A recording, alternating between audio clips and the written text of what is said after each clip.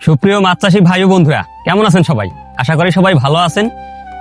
চাষী ভাই ইউটিউব চ্যানেলে মাছ চাষ বিষয়ক ভিডিওর নতুন একটি পর্বে আপনাকে স্বাগতম জানাই।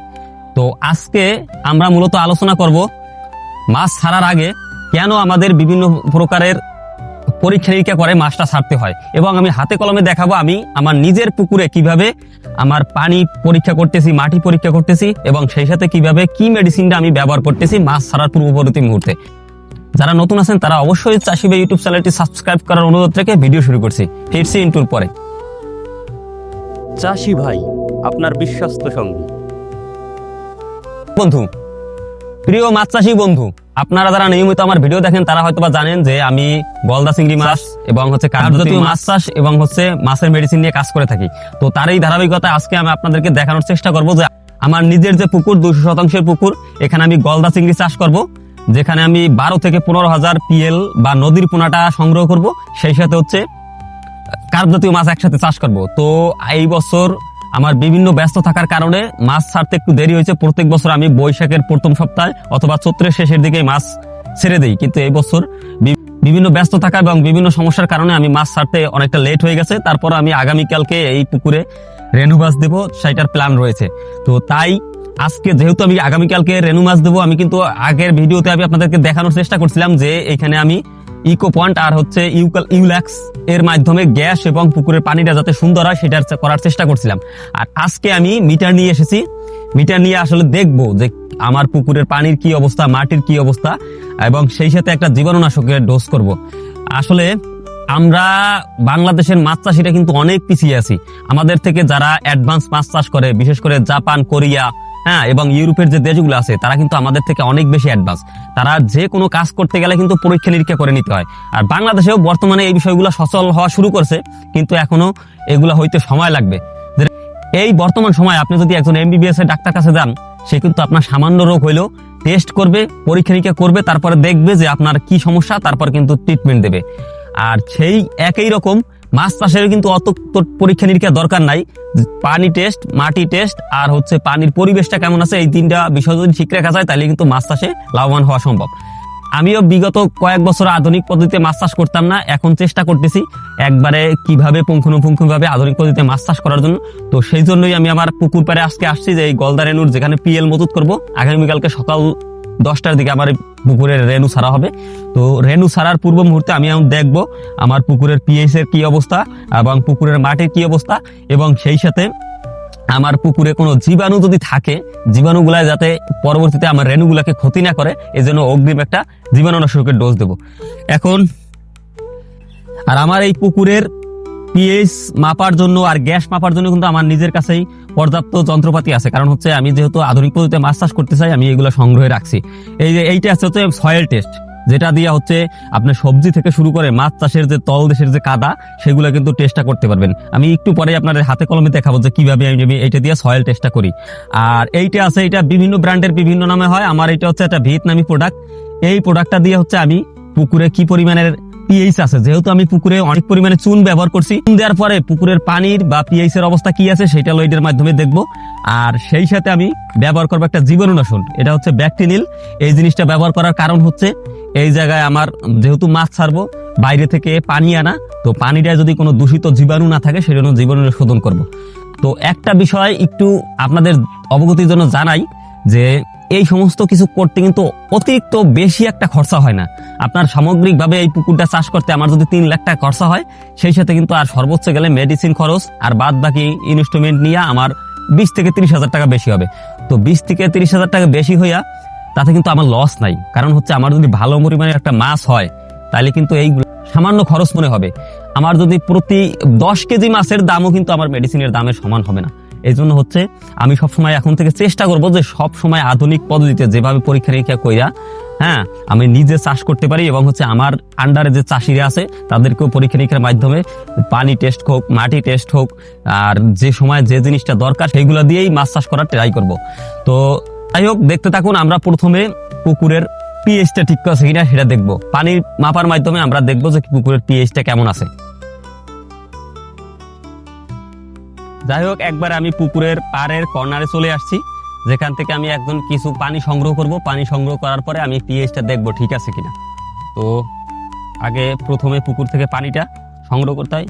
আর একটা বিষয় হচ্ছে যে আপনাদের অবগতির জন্য জানাই, পিএইচ মাপার জন্য কিন্তু পুকুরের উপরের পানিটা সংগ্রহ করবেন। আর যদি আপনি পুকুরে গ্যাস মাপতে চান তাহলে কিন্তু পুকুরের তলদেশের পানিটা সংগ্রহ করবেন। তো যেহেতু আজকে আমরা পিএইচ মাপবো, পিএইচ মাপার জন্য আমরা পুকুরের উপরিভাগের পানিটাই নিব। তো উপরিভাগে পানিটা আগে নিলাম। এই যে আমার যে পিএইচ কিটটা আছে এইটা হচ্ছে 5 মিলিতে 2 ফোঁটা দেওয়ার প্রয়োজন। সেই জন্য প্রথমে আমি পানিটা 5 মিলি করে নেব এবং এখন আমি এই জায়গায় 2 ফোঁটা মেডিসিন মিশিয়ে দেব। তো যারা মাছ চাষ করেন তারা চাইলে এই ধরনের প্রোডাক্ট সংগ্রহ করে রাখবেন। এই যে এখন দেখেন আমি 2 ফোঁটা দেওয়ার পরে কিন্তু পানির কালারটা পরিবর্তন হয়ে যাবে। এই 1 ফোঁটা, এই 2 ফোঁটা, ঠিক আছে। তো এখন এটা দেওয়ার পরে সামান্য 30 সেকেন্ডের মতন আমি অপেক্ষা করব। দেখছেন দেওয়ার সাথে সাথেই কিন্তু পানির কালারটা অলরেডি চেঞ্জ হয়ে গেছে, ঠিক আছে। একটু মেশতে সময় দিতে হবে। আচ্ছা, এরপরে হচ্ছে এই যে যেহেতু আমার পানিটা মিশানো হয়ে গেছে, এখন হচ্ছে এইরকম ধরনের কিন্তু আপনার একটা কার্ড প্রোভাইড করবে, যে কোনো একটা মিটার কিনলে মিটারের বক্সে। তো আমি এখন এটার সাথে কোনটার সাথে কালার মিলে সেটা আমি মিলিয়ে দেখব। তো আমার দেখা যাইতেছে পিএইচ এর কালার 7 এর সাথে মিলে। তার মানে কি পিএইচ এর কালার 7 না, 7.5 মেবি, 7.5, হ্যাঁ 7.5 আছে। তার মানে কি মাছ চাষের জন্য যেটা উপযুক্ত 7.5 থেকে 8.5, তো আমার 7.5 মানে 7.5 আছে। তার মানে কি আমার পুকুরের পিএইচ একবারে ঠিক আছে। তো আমার মাছ ছাড়ার জন্য কোনো সমস্যা নাই, আমি মাছ কিন্তু দিতে পারি। এরপরে আমি সয়েলটা টেস্ট করব, যে মাটির পুকুরের যে কাদার কি অবস্থা, কাদায় কি পিএইচ বেশি আছে না কম আছে। আবার আপনাদের অবগতির জন্য জানি পুকুরের পানির পিএইচ কিন্তু 7.5 থেকে 8.5 ভিতরে থাকাটা বেটার। আর আর পুকুরের মাটির পিএইচটা কিন্তু 6 থেকে 7.5 ভিতরে থাকাটা বেটার। তো এখন আমরা পুকুরের মাটিটা টেস্ট করব। আমাদের মাটি টেস্ট করার কিট যেটা আছে এটা হচ্ছে একটা জাপানি প্রোডাক্ট, আমি নিজের সংগ্রহে রাখছি। এটা দিয়ে আমি হচ্ছে পুকুরের মাটিটা টেস্ট করব। তো যেহেতু পুকুরের মাটি টেস্ট করতে হবে, এই জন্য পুকুরের তল দেশের থেকে আমরা কিন্তু কিছুটা কাদা নিয়ে আসতে হবে। তো আমি যাই কাদাটা নিয়ে আসি।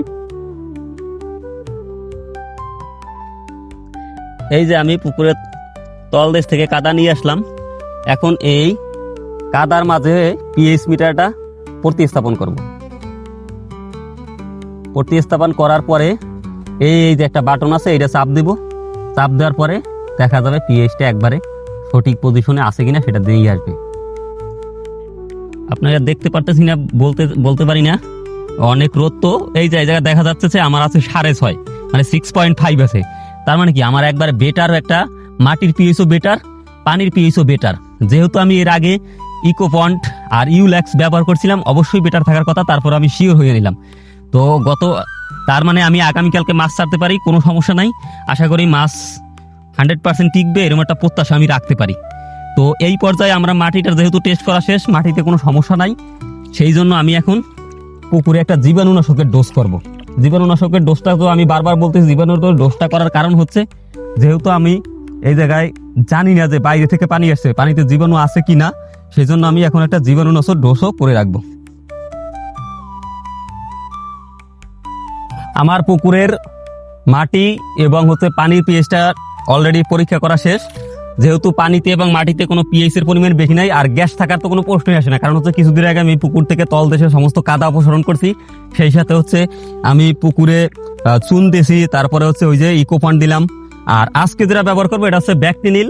এইটা হচ্ছে যেহেতু আমার এই জায়গায় 50% মানে 10% জমি আছে এবং হচ্ছে পানির গভীরতা আছে 5 ফিট, সেই জন্য আমি 50% 5 ফিট গভীরতার জন্য 50 মিলি ব্যবহার করব। এইটা ব্যবহার করার ফলে আমার পুকুরের সমস্ত জীবাণু দূর হবে।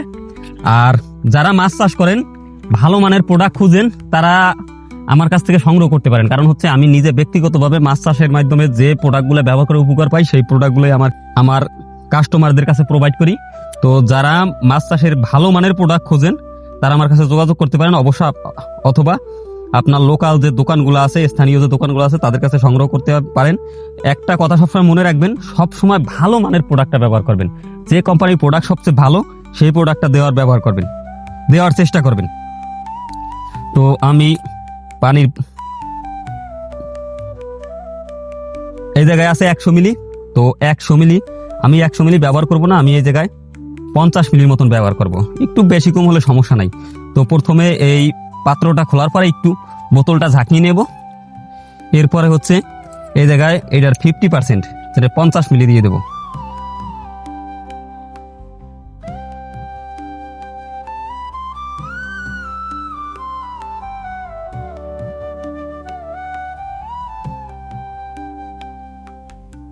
হ্যাঁ, মোটামুটি 50% হয়েছে।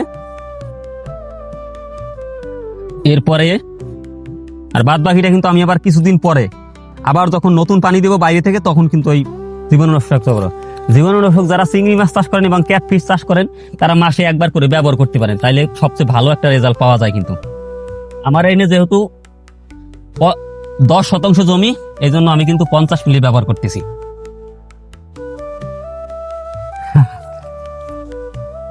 গভীরতা অনেক, এই জায়গায় পানি দেওয়ার ফলে অনেক গভীর হয়ে গেছে।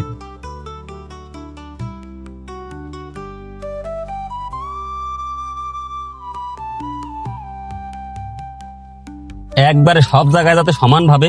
আর একটা বিষয় হচ্ছে এই জীবাণুনাশকের সাথে কিন্তু আপনারা চাইলে লবণ ব্যবহার করতে পারেন। আমি লবণ ব্যবহার করতেছি না, করলে লবণ ব্যবহার করলে জীবাণুনাশকের কার্যক্রমটা কিন্তু আরেকটু বেটার হয়। এইভাবে করে সমস্ত পুকুরে পানিতে ছিটিয়ে দেবো।